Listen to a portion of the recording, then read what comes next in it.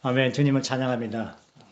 우리는 오늘 갈라디아서 2장에 왔습니다. 갈라디아서의 2장의 말씀은 21절까지로 되어 있는데 오늘 특별히 갈라디아서 2장에서 저는 이 세 부분으로 한번 나누어 봤습니다. 첫 번째 부분은 1절에서부터 14절까지 복음 진리에 대한 바울의 신실함 대 베드로의 약함, 이렇게 제목을 정해보고, 그 다음에 두 번째 항목은 1장 15절에서부터 19절, 그리고 마지막 21절. 이 부분은 율법의 행위 대 그리스도의 믿음, 이렇게 정해보고, 그 다음에 이제 세 번째 항목은 오늘 갈라디아서의 2장의 핵심적인 말씀이죠. 2장 20절 말씀, 하나님의 신약 경륜의 계시와 바울의 체험, 이 세 방면으로 교통하기를 원합니다. 첫 번째 방면은 이런 복음 진리에 대한 바울의 신실함과 베드로의 약함. 우리는 사도행전에서 베드로의 사역이 1장에서부터 12장까지가 진행되었고, 바울의 사역은 13장에서 28장까지 진행된 것을 보았습니다. 베드로의 사역이 맞춰지는 것은 거기에 베드로의 이러한 약함 때문이었죠. 주님께서 바울을 일으켜서 바울을 통하여 그 사역을 완성하게 했습니다. 그래서 바울은 이런 놀라운 이런 계시와 이상을 주님께 직접적으로 받았고, 또한 이러한 14서신을 통하여 그의 사역을 완성했습니다. 특별히 오늘 갈라디아서 2장에 올 때에 이러한 바울의 이러한 계시와 이상에 더해서 여기 바울의 이러한 성격을 볼 수가 있습니다. 바울의 성격은 한마디로 신실함이었습니다. 2장에 우리가 보겠지만 거기에 어떤 상황, 몰래 들어온 거짓 행제들을 꾸짖는 것이 있습니다. 또 여러 가지, 또 6장에 보면은 온유한 영을 말하고, 바울은 그의 성격이 정직하고 성실했고 또한 솔직하고 담대했습니다. 그리고 그의 영은 항상 온유한 영을 가지고 있었습니다. 그래서 사실 이 땅에서 하늘에 속한 대사의 직분을 수행했다고 말할 수가 있겠죠. 주 예수님이 이 땅에 사신 것처럼 바울은 이 땅에서 주 예수님의 복사판으로서 대사로서 이 땅에서의 사역을 수행하고 있습니다. 이제 우리는 그 바울의 신실함에 대하여 오늘 2장 1절에서부터 11절 말씀까지 바울의 신실함을 볼 것입니다. 먼저 우리는 2장 1절과 2절을 읽어 보겠습니다. 그 후 14년이 지나서 나는 바나바와 함께 다시 예루살렘에 올라갔는데 디도도 데려갔습니다. 내가 올라간 것은 계시에 따른 것이었습니다. 나는 그들 앞에서 내가 이방인들에게 선포하는 복음을 제시하였고 유명한 사람들에게는 따로 하였습니다. 그것은 내가 지금 달려가는 것이나 전에 달려갔던 것이 헛일이 되지 않도록 하려는 것이었습니다. 여기에 계시를 따라 바울은 예루살렘에 올라갔다고 말합니다. 여기에서 예루살렘에 올라간 것은 바로 예루살렘 회의 때 1차 사역을 마치고 거기에 할례의 이러한 어려운 문제들이 있어서 이 문제의 해결을 위하여 예루살렘에 올라가서 예루살렘에 회의를 했던 그 광경을 말하고 있습니다. 여기서 바울은 이렇게 말합니다. 예루살렘에 자기가 올라간 것은 어떤 조직이나 체계에 따른 것이 아니다. 나는 하나님의 계시에 따라서 예루살렘에 올라갔다라고 말합니다. 이것은 바울의 움직임과 그의 사역은 바로 주님의 직접적인 인도를 받고 있다는 것입니다. 또한 그의 복음 전파가 사람의 가르침에 따른 것이 아니라는 것을 보여주고 있죠. 주님께서 직접 계시에 따른 것임을 보여주고 있습니다. 여기에 바울은 예루살렘의 방문이 사실 이것이 사도행전 15장 때이죠. 이 할례의 문제를 다루기 위하여 바울은 이 계시를 따라서 예루살렘에 올라간 것입니다. 이제 3절입니다. 그러나 나와 함께 있던 헬라인 디도까지도 결코 할례를 받게 하지 않았는데 여기서 디도를 함께 데려갔다고 말합니다. 사도행전 15장에서는 디도와 함께 갔다는 말을 하지 않죠.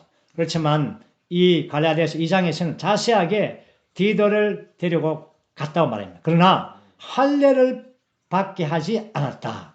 이것은 바로 바울의 복음의 진리를 이렇게 지키는 것입니다. 사실은 그리스도 안에서 이 율법의 할례가 끝난 것이죠. 바울의 복음의 사역에서 이 부분을 매우 많이 강조했습니다. 우리가 알듯이 유대교에는 세 기둥이 있습니다. 첫째는 할례, 두 번째는 안식일, 세 번째는 거룩한 음식입니다. 이 세 기둥은 하나님이 주신 율법 위에 세워졌습니다. 그러므로 이 세 가지는 사실 하나님께서 정한 것이지만 그러나 장래 올 것의 그림자입니다. 침례는 바로 할례는 침례를 의미하죠. 그리스도의 십자가의 예표이고 그림자이죠. 안식일의 실제이신 그리스도의 예표입니다. 거룩한 음식은 우리가 아는 것처럼 이 정결한 사람과 부정하다고 불리는 사람들 사이에 구별을 상징하는 것입니다. 그러므로 거룩한 백성이 접촉해야 하는 사람과 접촉하지 말아야 할 사람들을 말하는 것입니다. 이 세 항목은 안식일은 주 예수님께서 이 땅에 사셨을 때에 의도적으로 안식일을 폐했습니다. 그리고 이 음식의 문제는 베드로의 사역에 의해서 무효화되었습니다.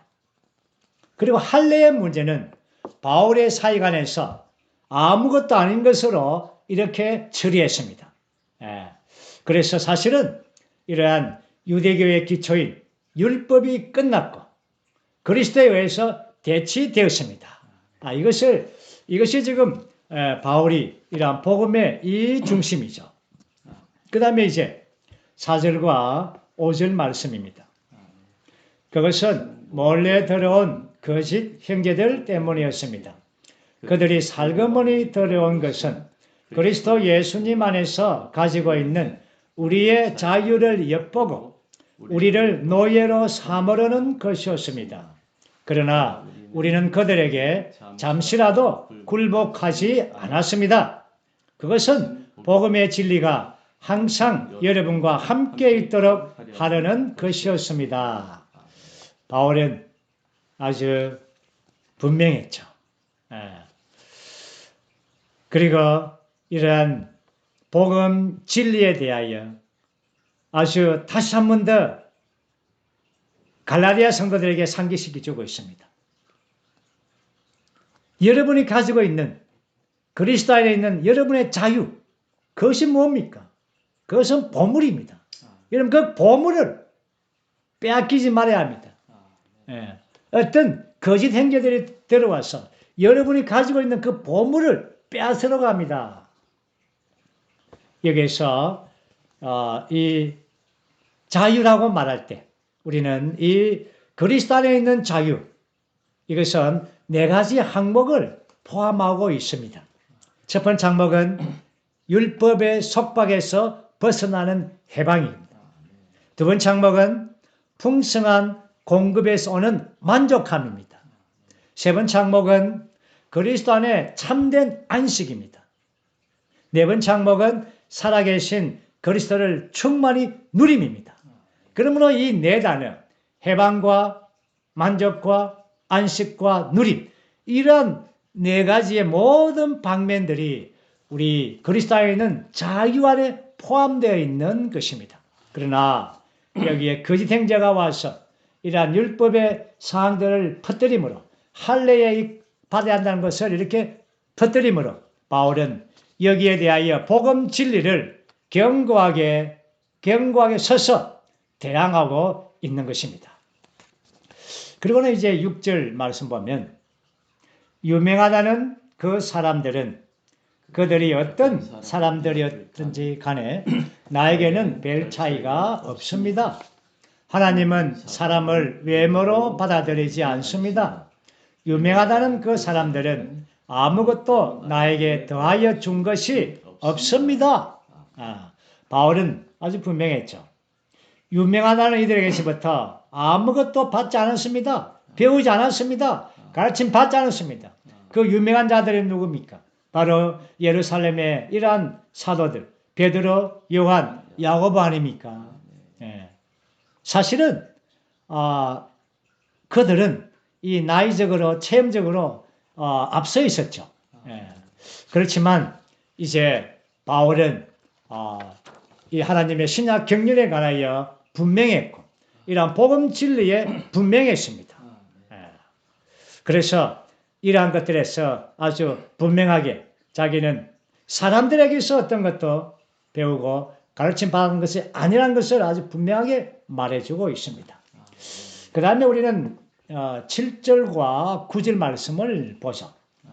오히려 그들은 할례 받은 사람들에게서 복음을 전하는 것이 베드로에게 맡겨진 것처럼 할례 받지 않은 사람들에게 복음을 전하는 것이 나에게 맡겨진 것을 보았습니다. 9절입니다.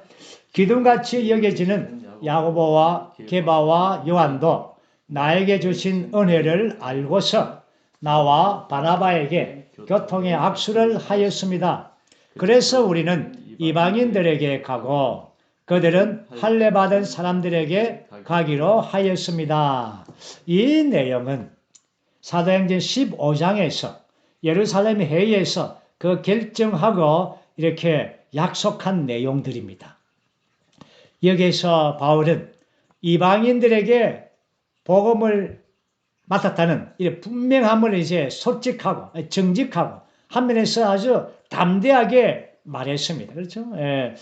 정치적이지 않았습니다. 그렇죠? 애매하게 말하지 않았습니다. 나는 할례 받지 않은 사람, 즉 이방인들에게 복음을 맡겨졌다는 것을 이렇게 담대하게 말했죠. 그리고는 이제 7절에 보면 여기에 사도들 언급할 때에 베드로보다 야고보가 먼저 나옵니다. 야고보, 게바, 요한 이런 순서로 나오죠. 이것은 바로 그 당시에 교회 안에서 가장 앞선 인도자가 베드로가 아니라 바로 야고보인 것을 보여주고 있습니다. 야고보가 누굽니까? 야고보는 사도 야고보가 아닙니다. 사도 야고보는 일찍 순교했습니다. 이것은 바로 이 야고보는 예수님의 동생 야고보입니다. 그는 12사도가 아니었지만 사도행전 1장 14절 말씀 보면 거기에 여인들과 예수님의 어머니 마리아와 예수님의 형제들 여기죠. 함께 한마음 한뜻으로 기도하기를 꾸준히 계속하였다. 그래서 이 오순절 그 마가의 다락방에서 함께 기도할 때 여기에 예수님의 동생 야고보가 거기에 있었던 것을 볼 수가 있습니다. 어쨌든 우리는 여기에서 바울의 이러한 부담은 이방인들에게 가는 이러한 부담에 대하여 분명하게 말했습니다. 그리고 이 상황을 또 그 당시에 사도행전 15장에서 거기에 있는 사도들과 함께 이렇게 약속한 이런 내용들이죠. 이것은 바로 주님께서 또 인정하셨죠. 그리고 이제 11절 말씀. 그러나 게바가 안디옥에 왔을 때 나는 그가 정죄를 받을 일을 했기 때문에 면전에서 그를 책망하였습니다. 자, 이제 이 부분은 아주 정말 아주 특별한 부분이죠. 바울은 베드로 행정보다 아마 연배가 그렇죠. 이렇게 어렸을 것입니다. 그렇지만 바울은 이 복음 진리에 대하여 분명했기 때문에 정직하고 아주 신실하고 솔직하고 담대하게 이러한 복음 진리에서 신실하지 못한 베드로 행정님을 면전에서 책망한 것을 볼 수가 있습니다. 정말 여기에서 이 부분은 이 사건들은 아마도 1차 사역이 끝나고 2차 사역이 시작되기 전에 아마 일어났던 그런 시기라고 생각되어집니다. 그리고는 이제 12절부터 14절까지는 베드로의 약함, 신실치 못함을 이제 볼 것입니다. 바울은 갈라디아서에서 정말 이러한 부분을 베드로의 약함을 아주 분명하게 사실적으로 담대하게 기록을 했습니다. 12절 말씀. 그것은 야고보에게서 어떤 사람들이 오기 전에는 게바가 늘 이방인들과 함께 음식을 먹었는데 그들이 오자 할례 받은 사람들을 두려워하여 뒤로 물러나 떠난 일입니다. 정말 여기에서 베드로의 약함을 볼 수가 있죠. 베드로는 야고보에서 오는 할례 받은 사람들을 두려워했다고 했습니다. 정말 그 당시에 이 분위기를 볼 때는 예루살렘, 보면은 예루살렘에서 오는 성도라고 말하지 않고 할례 받은 사람이라고 이런 단어를 썼습니다. 그러므로 예루살렘에 있는 그 분위기는 할례를 행하는 것이 강하게 이런 애호했는 그런 분위기입니다. 율법의 어떤 이러한 부분들을 이렇게 지키는 그런 분위기를 이렇게 보여주고 있죠. 그 다음에 13절 말씀 보면 나머지 유대인들도 그를 따라 위선을 행하였고 바나바까지도 그들의 위선에 휩쓸렸습니다. 이 부분에서 우리가 한 두세 항목을 볼 터인데 첫 번째 보는 것은 인도하는 사람이 타락되었을 때입니다. 인도하는 사람이 타락되었을 때 이것은 그 개인의 문제를 넘어서는 것입니다. 여기 보면은 베드로가 위선을 행했을 때 남은 자들이 쉽게 따라했습니다. 이것이 처음입니까? 아니죠. 이것이 두 번째입니다. 우리가 요한복음 21장에서 보면 베드로가 고기 잡으러 가는데 앞장서 갔습니다. 그럴 때에 거기 보면은 7명의 제자들이 함께 따라갔습니다. 따라갔죠. 옆에 있는 자들이 따라가는 것입니다. 오늘 인도자들이 이러한 타락되었을 때에 이것은 많은 사람들이 따라가게 하는 것입니다. 굉장히 우리가 위험한 것입니다. 경고를 받을 필요가 있는 것입니다. 그 다음에는 이제 여기에 바나바 보십시오. 바나바까지도 그들의 위선에 휩쓸렸습니다. 바울은 이 부분을 자세하게 기록했습니다. 바나바가 누굽니까? 1차 사역에서 바울과 함께 이러한 1차 사역을 위하여 함께 사역 여행을 떠난 동력자입니다. 그리고 바울의 복음 진리와 그렇죠? 완전히 같이 움직였습니다.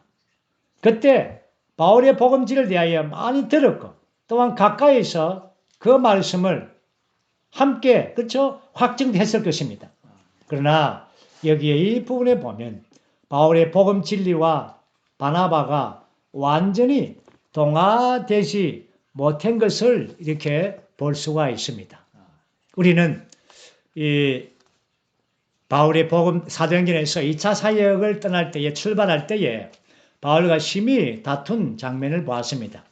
표면적인 이 다툼은 바로 바나바의 친척 이 마가의 문제이죠. 마가의 천년적 내성을 가지고 심히 다투었다고 말합니다. 그러나 여기에서 우리가 창을 보면 바나바는 바울의 복음 진리와 완전히 이 동화되고 녹아들이지를 않았다는 것을 여기에서 보여주는 창이 있습니다. 이것이 사실은 바나바까지도 그 위선에 휩쓸리게 된 것입니다. 그 다음에 14절. 그러나 나는 그들이 복음의 진리를 따라 곱게 행하지 않는 것을 보고 모든 사람 앞에서 게바에게 말하였습니다. 유대인인 그가 유대인들처럼 살지 않고 이방인들처럼 살면서 어떻게 이방인들에게 유대인들처럼 살라고 강요합니까? 베드로는 여기에서 보면은 약했습니다. 그리고 바울은 분명했습니다. 이것은 정말 이러한 개인적인 문제가 아니죠. 이것은 하나님의 군익을 위하여, 그분의 신약 경륜을 위하여, 바울의 복음 진리를 위하여 강하게 이렇게 꾸짖었습니다. 그래서 제가 서두에서 이렇게 교통한 것처럼 바울의 이러한 성격이 아주 솔직하고 담대한 성격이었습니다. 이러한 성격으로 말미암아 그는 이 사역을 계속 수행할 수가 있게 된 것이죠. 만약에 그때 바울이 그분에서 정말 신실하지 않았다면 복음 진리가 많이 흐트러졌을 것입니다. 오늘 우리는 여기 첫 번째 큰 항목을 보았습니다. 그것은 바로 이러한 바울의 복음 진리에 대한 신실함 대 베드로의 약함을 보았습니다. 우리는 14절 말씀에서 여기 아주 중요한 항목이 있는데 그것이 바로 복음 진리입니다. 거기에 5절에서도 복음 진리라는 단어를 썼죠. 바울이 가지고 있는 복음 진리, 그의 계시, 그의 사역, 그것은 바로 바울의 복음입니다. 우리가 1장에서 이 바울의 복음에 대하여 바울의 14서신을 이렇게 망라해서 10가지 항목을 언급한 적이 있습니다. 첫 번째 항목인 바로 우리 안에 계신 그리스도께서 영광의 소망으로 시작해서 마지막 10번째 항목이 그리스도의 몸에 우리가 지체들이 되는 것까지 이 항목을 우리가 바울의 이제 중심적인 핵심적인 이러한 복음 항목을 다루었습니다. 오늘 저는 이 지점에 와서 바울의 복음 진리의 이 항목에서 갈라디아서에 있는 1장에서부터 6장까지 10가지 항목, 바울의 복음 진리의 10가지 항목을 다루기를 원합니다. 첫 번째 항목은 1장 15절과 16절에 있는 바로 그분의 아들을 우리 안에 계시한 것. 다시 말해서 하나님의 갈망은 그분의 선민이 그분의 아들을 그분 안으로 받아들이는 것입니다. 이것이 복음이죠. 이것이 1장의 첫 번째입니다. 두 번째는 2장에 올 때에 2장 20절에서 그리스도께서 우리 안에 사시려고 죽은 자들 가운데서 부활하셔서 지금 우리 안에 그분께서 사시고 계십니다. 그 다음에 세 번째는 3장입니다. 3장 1절과 13절에서 그리스도께서 우리를 율법의 저주에서 구속하시고 세상의 악한 종교 체계에서 건지시려고 십자가에 못 박혔다는 것을 말하고 있죠. 그 다음에 네 번째 항목은 3장 14절입니다. 그리스도 안에서 우리는 하나님께서 약속하신 복을 상속받고 모든 것을 포함한 영을 누린다고 말씀하고 있죠. 그 다음에 다섯 번째 항목은 3장 24절이죠. 율법은 우리를 그리스도께로 인도했고 그리스도 안에서 우리는 모두 하나님의 아들들이 되었습니다. 3장 24절, 26절. 그 다음에 우리 여섯 번째 항목은 3장 27절이죠. 우리는 그리스도 안으로 침례받아서 그분과 동일하가 되었고 그리스도로 옷 입어졌습니다. 이것이 6번째 항목이죠. 그 다음에 7번째 항목은 3장 28절입니다. 우리는 그리스도 안에서 우리 모두는 그리스도와 하나입니다. 하나를 선포했죠. 그 다음에 이제 8번째 항목은 4장입니다. 4장 19절에서 그리스도께서 우리 안에 계시되고 우리 안에 사실 뿐 아니라 그리스도 안에 우리 안에서 그리스도의 형상을 이루고 계신다고 했습니다. 그것이 8번째 항목이고 이제 9번째 항목은 5장입니다. 5장 4절. 우리는 그리스도에게서 오는 모든 유익을 빼앗기고 그분에게서 떨어져 나가고 끊어지지 말아야 한다. 경고이죠. 우리는 그리스도에게서 오는 모든 유익을 취해야 된다는 겁니다. 그 다음에 이제 마지막 10번째 항목은 6장 18절 말씀입니다. 우리는 그리스도를 살 수 있도록 우리의 영 안에 은혜를 공급하시는 그리스도가 필요합니다. 그러므로 우리는 여기에 바울의 이러한 복음 진리의 이 그리스도에 대한 이 초점, 핵심, 이것에 대하여 우리가 갈라디아서 1장에서 6장까지의 10가지 항목을 보았습니다.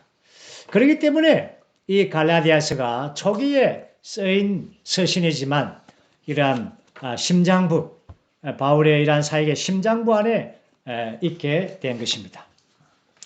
이제 우리는 2장에서 크게 두 번째 항목이죠. 그것이 바로 2장 15절에서부터 19절 그리고 21절까지 율법의 행위대 그리스도의 믿음입니다. 우리는 이제 15절부터 말씀을 보면서 찬찬하게 우리가 볼 것입니다. 15절 말씀. 우리는 본래 유대인이여 이방의 죄인들이 아니었지만, 자, 이제부터 16절은 정말 율법의 행위와 그리스도의 믿음에 대하여 아주 확실한 대비를 보여줍니다. 16절입니다. 사람이 어렵게 되는 것이 율법의 행위로서가 아니라 예수 그리스도를 믿음으로 말미암는다는 것을 알고 우리도 예수 그리스도를 믿었습니다. 그것은 우리가 율법의 행위로서가 아니라 그리스도를 믿음으로 의롭게 되기 위한 것입니다. 왜냐하면 율법의 행위로서는 의롭게 될 육체가 없기 때문입니다. 바울의 복음 이러한 진리는 너무나 분명합니다. 예수 그리스도의 이러한 죽음을 통하여 우리는 의롭게 되었습니다. 그러므로 우리는 예수 그리스도 안으로 믿은 바가 된 것입니다. 여기서 예수 그리스도의 안으로 믿었다고 말할 때 이것은 바로 그리스도와의 유기적인 연결을 다루고 있는 것입니다. 오늘 이 말씀에서 아주 너무나 분명하죠. 그 다음에 이제 우리는 17절. 만일 우리가 그리스도 안에서 어렵게 되기를 구하다가 우리 자신들 역시 죄인들로 드러난다면 그리스도께서 죄를 짓게 하시는 분이시란 말입니까? 절대로 그렇지 않습니다. 18절. 내가 허물었던 것을 다시 세운다면 나 자신이 범법자라는 것을 입증해 보이는 것입니다. 바울은 자기가 가졌던 것, 율법의 모든 이러한 실행들, 관습들, 규례들, 모든 것들은 다 주님을 만난 이후에 그는 해로운 것으로 배설물로 여겼습니다. 거기에 특별히 음식의 문제, 베드로를 면박하는 것은 바로 음식의 문제이죠. 음식의 문제에서도 다 허물었죠. 다 끝냈습니다. 배설물 여겼습니다. 만약에 바울이 다시 그것을 세운다면 바울은 나 자신이 범법자 아니겠습니까? 그래서 19절에서 분명하게 선포합니다. 내가 율법으로 말미암아 율법에 대하여 죽었는데 이것은 내가 하나님을 향하여 살기 위한 것입니다. 바울은 분명했습니다. 주 예수님께서 십자가에 죽으실 때에 모든 의문에 속한 규례의 율법을 다 폐해버렸습니다. 바울 역시 분명했습니다. 그는 이제 율법에 대하여 죽었다고 선포했죠. 그리고는 하나님을 향하여 살기 위한 것입니다. 바울의 생활은 하나님을 향하여 사는 것입니다. 율법에 대하여 어떠한 것도 다시 세우지 않았습니다. 그런데 베드로 행전이 다시 그것을 허문 것을 세울 수 있습니까? 정말 바울 행전이 아주 복음 진리에서 분명했습니다. 이러한 분명한 이러한 선포 때문에 오늘 이 시대까지 우리가 이 진리 안에 풍성을 누리게 되는 것입니다. 21절 나는 하나님의 은혜를 모요하지 않습니다. 왜냐하면 의가 율법을 통하여 얻어지는 것이라면 그리스도께서 헛되게 죽으신 것이기 때문입니다. 다시 말합니다. 그리스도의 죽음을 통하여 우리에게 이 의가 이루어졌습니다. 로마서 5장 18절에서 바울은 아주 분명하게 말했죠. 한 범죄로 통하여 모든 사람이 유죄 판결받은 것 같이 의로운 한 행동을 통하여 모든 사람이 의롭게 되어 생명을 얻었습니다. 바로 이 의로운 행동, 그리스도의 십자가의 죽으심을 통하여 우리가 의롭게 된 것입니다. 우리는 그분 안에서 의를 얻었고 또한 신성한 생명을 받은 것입니다. 그러므로 우리가 받은 의는 이 생명은 율법을 통하여 얻어진 것이 아닙니다. 바울은 너무나 분명했습니다. 이것이 2장에서의 큰 두 번째 항목입니다. 이제 우리는 율법에 대해서는 또 다음의 시간에 3장에 가면 또 율법에 대해서 자세하게 더 설명하고 있습니다. 오늘 이번 2장에서의 핵심적이고 또한 갈라디아서 전체의 핵심적인 이 구절 바로 2장 20절 우리가 세 번째 보는 항목입니다. 우리는 2장 20절을 먼저 한번 읽어보고 그런 다음에 차분하게 이 2장 20절 말씀을 우리가 분해하고 또한 그 안에 들어가서 함께 이상과 계시를 볼 뿐 아니라 바울 형님처럼 그 안에 체험과 또 계시 안에 함께 들어가기를 원합니다. 20절 나는 그리스도와 함께 십자가에 못 박혔습니다. 그러므로 이제는 더 이상 내가 사는 것이 아니라 그리스도께서 내 안에 사십니다. 이제 내가 육체 안에서 사는 생명은 나를 사랑하시어 나를 위하여 자신을 버리신 하나님의 아들의 믿음 안에서 사는 생명입니다. 우리는 이 구절을 20절에 있는 이 놀라운 구절, 이 구절을 한마디로 말한다면 하나님의 신약 경륜의 기본적인 계시입니다. 뭐라고요? 하나님의 신약 경륜의 기본적인 계시입니다. 그뿐 아니라 또한 바울의 체험이기도 합니다. 또한 우리의 체험이 되기를 원합니다. 이 말씀은 말씀 안에 하나님의 신약 경륜의 계시가 함축되어 있고 또한 그 체험이 녹아 있습니다. 오늘 바울에 의한 체험이 오늘 우리의 체험이 되기를 원합니다. 먼저 저는 이 20장을 네 부분으로 이렇게 나누겠습니다. 첫 번째 부분은 나는 그리스도와 함께 십자가에 못 박혔습니다. 이것이 첫 번째 부분입니다. 두 번째 부분은 그러므로 이제는 더 이상 내가 사는 것이 아니라 그리스도께서 내 안에 사십니다. 이것이 두 번째 부분입니다. 세 번째 부분은 이제 내가 육체 안에 사는 생명은 여기까지. 이것이 세 번째 부분입니다. 마지막 네 번째 부분은 나를 사랑하시어 나를 위하여 자신을 버리신 하나님의 아들의 믿음 안에서 사는 생명입니다. 이것이 네 번째 부분입니다. 제가 이렇게 단락을 나누는 것은 이 말씀을 계시 안에 좀 더 깊이 있게 들어가기 위하고 또 이렇게 인상을 주기 위한 것입니다. 첫 번째 항목입니다. 나는 그리스도와 함께 십자가에 못 박혔습니다. 이것은 바울은 로마서 6장 6절에서 우리 옛 사람이 예수님과 함께 십자가에 못 박혔다고 선포했죠. 예수님께서 십자가에 못 박힐 때에 우리의 옛 사람은 십자가에 못 박혔습니다.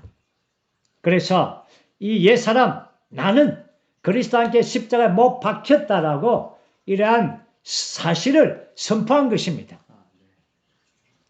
나는 체험적으로 못 박힐 것입니다. 이런 것이 아니죠. 이 옛 사람은, 나라는 존재는 그리스도와 함께 십자가에 그때 2000년 전에 그곳에서 못 박혔습니다. 우리 옛 사람은 누굽니까? 우리 옛 사람은 하나님에 의해서 창조되었습니다. 그렇지만 죄로 인하여 타락된 사람, 그 타락된 사람의 정체를 옛 사람이라고 하는 것입니다. 그러므로 이 옛 사람은 주님의 십자가 안에서 그때에 죽었습니다. 그리스도인의 생활은 이 사실을 인정하는 데서부터 시작됩니다. 그 다음에 이제 두 번째 항목입니다. 두 번째 항목은 그러므로 이제는 더 이상 내가 사는 것이 아니라 그리스도께서 내 안에 사십니다. 자, 여기에서 더 이상 내가 사는 것이 아니라 내 안에 그리스도께서 사십니다. 이 두 번째 구절, 두 번째 단락, 이 단락 때문에 기독교 역사 안에서 많은 오류가 생겼습니다. 그것이 뭔가 하면 교환된 생명이라는 것입니다. 봐라. 더 이상 내가 살지 않는 것이 아닌가? 나는 이제 끝나버렸지 않나? 나는 없어져 버렸다. 나는 없다. 그리스도께서 내 안에 산다. 그렇게 해서 이 교환된 생명으로 이렇게 주장하죠. 그래서 심지어 이렇게 어떤 마켓에서 어떤 물건을 훔치도 이건 내가 한 것이 아니다. 아주 인성이 파괴되어 버렸죠.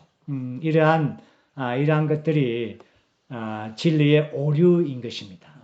여기 자세히 보면 더 이상 내가 사는 것이 아니라고 했지만 그 다음 세 번째 단락에 가면 이제 내가 사는 것은 내가 삽니다. 내가 가지 않았죠. 내가 도망가지 않았습니다. 내가 없어진 것이 아닙니다. 내가 산다고 말했습니다. 오늘 이것이 바로 내가 그리스도 십자가에 못 박힌 나는 바로 옛 나입니다. 그리고 내가 사는 것은 새 나인 것입니다. 오늘 이 부분을 보는 것은 매우 중요한 것입니다. 옛 나는 무엇입니까? 옛 나는 하나님이 없는 나이죠. 타락된 나이였습니다. 그러나 새 나는 이제 하나님이 있는, 하나님의 생명이 있는 나인 것입니다. 오늘 그래서 우리는 이 부분에 올 때에 아주 중요한 진리의 항목을 우리가 볼 필요가 있습니다. 그것은 바로 교환된 생명이 아니라 접붙인 생명입니다. 이 접붙인 생명에 대하여 우리가 완전하게 이해하는 것이 필요합니다. 여기에서 이제 내가 사는 것, 이제 더 이상 내가 사는 것이 아니라 내 안에 그리스도가 사신다고 할 때 이제 내가 사는 이런 옛 나가 아니라 새 나가 사는 것은 이것은 교환된 생명이 아니라 다시 말해서 접붙여진 생명에 의해서 사는 것입니다. 우리가 압니다. 접붙임이 무엇입니까?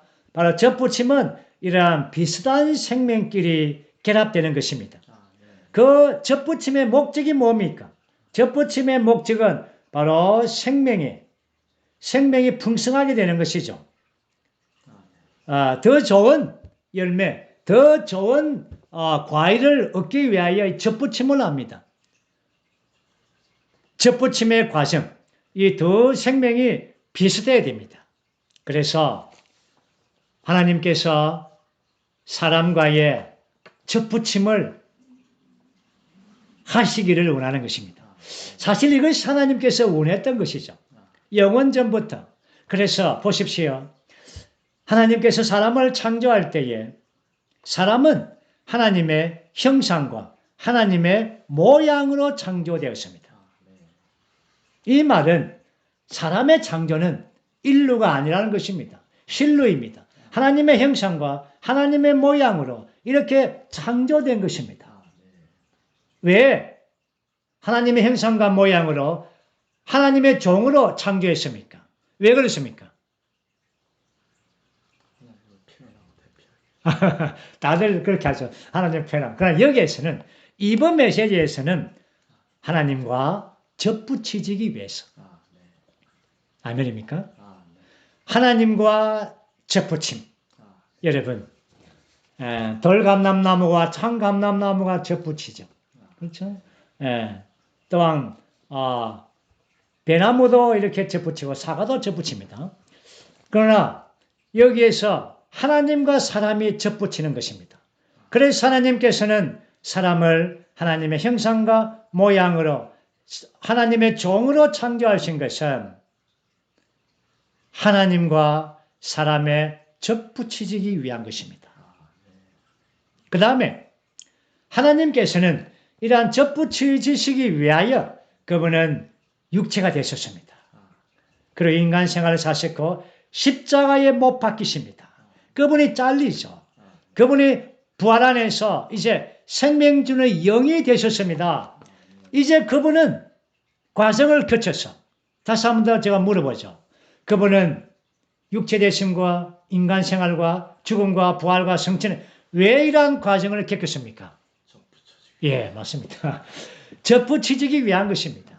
그래서 그분은 생명 주는 영이 되셔서 사람의 영 안에 들어서 우리는 접붙이기 위하여 우리는 잘려졌죠. 우리는 침례를 통하여 우리는 잘려지고 우리의 영 안에서 그분의 생명 주는 영과 연합되심으로 여기에서 위대한 접붙이짐이 일어나게 된 것입니다.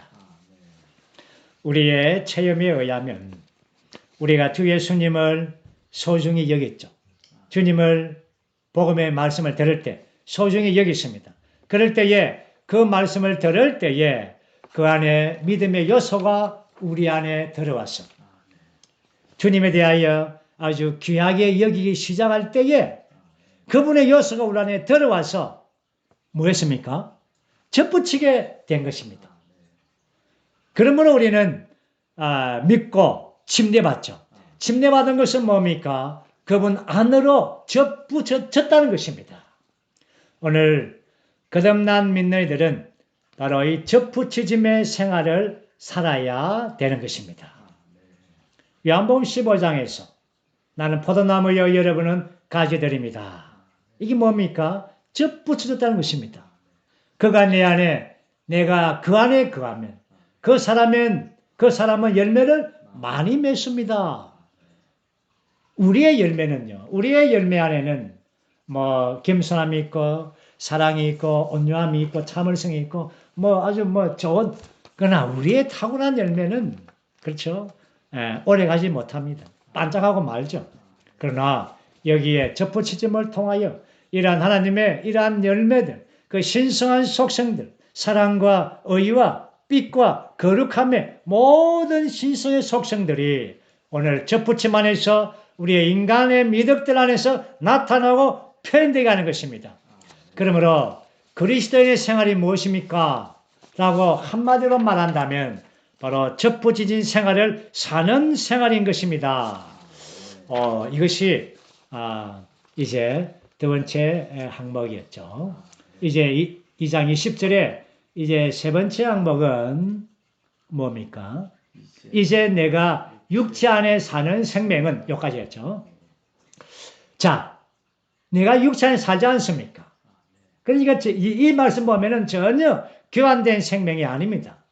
그렇죠? 내가 육체 안에 살지 않습니까? 이 내가 사는 이 생명은 바로 새 나인 것입니다. 하나님이 그 안에 포함된 나인 것입니다. 그리고는 이제 마지막 단락입니다. 마지막 단락은 나를 사랑하시어 나를 위하여 자신을 버리신 하나님의 아들의 믿음 안에서 사는 생명입니다. 여기에서 하나님의 아들의 믿음 안에서 사는 생명, 이 하나님의 아들을 설명할 때에 나를 사랑하시어 나를 위하여 자신을 버리신 하나님의 아들이라고 말했습니다. 여기에서 그리스도라고 말하지 않고 하나님의 아들이라고 말했습니다. 전반부에서는 그리스도와 함께 십자가에 못 박혔고 그리스도가 내 안에 사신다고 말하는데 후반부에 올 때는 바로 하나님의 아들의 믿음 안에 사는 생명이라고 말합니다. 우리가 아는 것처럼 그리스도는 바로 주로 그리스도의 위임을 가리키는 칭호입니다. 그분의 위임이 무엇입니까? 하나님의 계획을 수행하는 것이죠. 베드로가 주님에 대하여 선포할 때 주는 그리스도시요 살아계신 하나님의 아들이십니다. 아주 놀라운 이러한 계시의 말을 했죠. 그때 주님은 굉장히 칭찬했습니다. 이것을 알게 한 것은 너가 아니라는 것이죠. 네 안에 아버지께서 알게 하셨다는 것입니다. 이 반석 위에, 이 계시의 반석 위에 내 교회를 세울 것이라고 말씀했죠. 오늘 우리가 이 그리스도의 이러한 그분의 위임에 그분의 계획을 수행하는 그리스도가 우리 안에 계실 뿐 아니라 또 한 방면에서 하나님의 아들의 믿음, 하나님의 아들이라고 말할 때 이 아들은 인격을 가리킵니다. 인격은 무엇입니까? 생명의 문제이죠. 다시 말해서 하나님의 아들은 하나님의 생명을 우리 안으로 분배하기 위한 것입니다. 아들을 할 때 생명이 있는 거 아닙니까? 우리 아들이 있습니다. 아들아 하면 그 뭡니까? 내 생명을 가진 자야. 이런 말입니다. 그렇죠? 그렇기 때문에 생명의 아들의 관계는 생명의 관계인 것입니다. 우리는 아버지의 생명을 분배받아서 아버지의 아들이 된 것입니다.